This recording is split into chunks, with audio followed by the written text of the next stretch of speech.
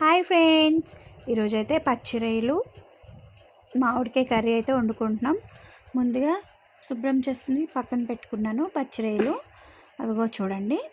ముందైతే ఒక బాండి పెట్టుకుని అందులో కొద్దిగా ఆయిల్ వేసుకుని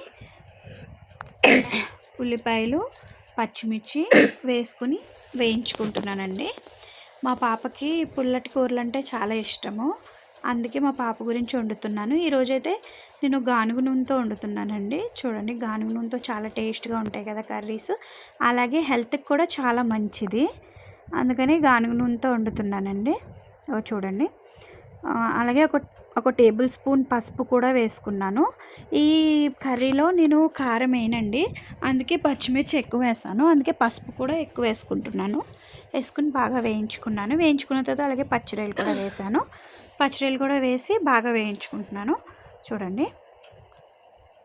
అలాగే వేయించిన తర్వాత కొంతసేపు బాగా మగ్గనివ్వాలి. మగ్గించిన తర్వాత మూత పెట్టుకోవాలి. మూత పెట్టుకున్న తర్వాత బాగా కొంచెం డీప్ ఫ్రై లాగా అవ్వాలండి. డీప్ ఫ్రై లాగా అయితే కర్రీ చాలా టేస్ట్గా ఉంటుంది.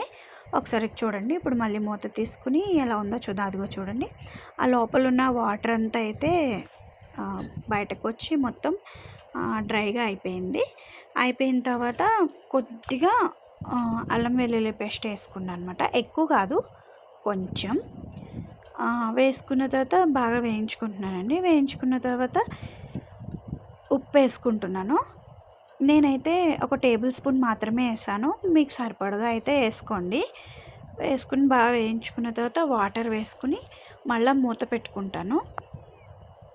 మూత పెట్టుకున్న తర్వాత అది బాగా బాయిల్ అవుతుంది కదా, అవన్నీ మంచిగా అందులో ఆ వాటర్లో మగ్గిపోవాలి. మగ్గిపోయిన తర్వాత మనం ముందుగా రెడీ చేసి పెట్టుకున్నానండి నేను మామిడికాయ. అదిగో చూడండి, బాగా మరుగుతుంది కదా. ఇందులో ముందుగా కట్ చేసి పెట్టుకున్నానండి నేను మామిడికాయ ముక్కలు. అదిగో చూడండి. అంటే చూడ్డానికి అలా ముగ్గిపోయినట్టు అట్లా ఉంది, కానీ చాలా పుల్లగా అయితే ఉంది మామిడికాయ. వేసేసాను. వేసేసుకుని ఈ వాటర్లోనే ఆ మామిడికాయ కూడా బాగా మగ్గిపోవాలి.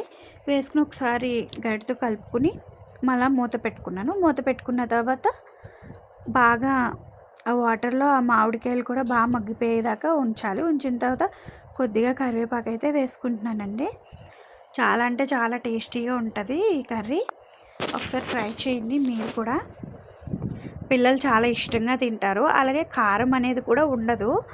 నేను పిల్లలు తింటారని చెప్పి పచ్చిమిర్చి కూడా కొంచెం తక్కువ వేసాను. కారం తినేవాళ్ళు కొంచెం ఎక్కువ వేసుకోండి, బాగుంటుంది. అలా అయిపోయిందండి. ఫైనల్గా వచ్చేసింది. కొత్తిమీర వేసేసాను. అంతేనండి, వేడి వేడిగా టేస్టీగా మామిడికాయ పచ్చిరొయ్యల కర్రీ రెడీ. ఈ వీడియో కనుక మీకు నచ్చినట్లయితే లైక్ చేయండి, షేర్ చేయండి, సబ్స్క్రైబ్ చేయండి. Thank you for the watching video. Thank you. చూడండి, అది అయిపోయింది కదా, మంచిగా వచ్చింది. మా పిల్లలు అయితే చాలా అంటే చాలా ఇష్టంగా తిన్నారు. థ్యాంక్ యూ అండి.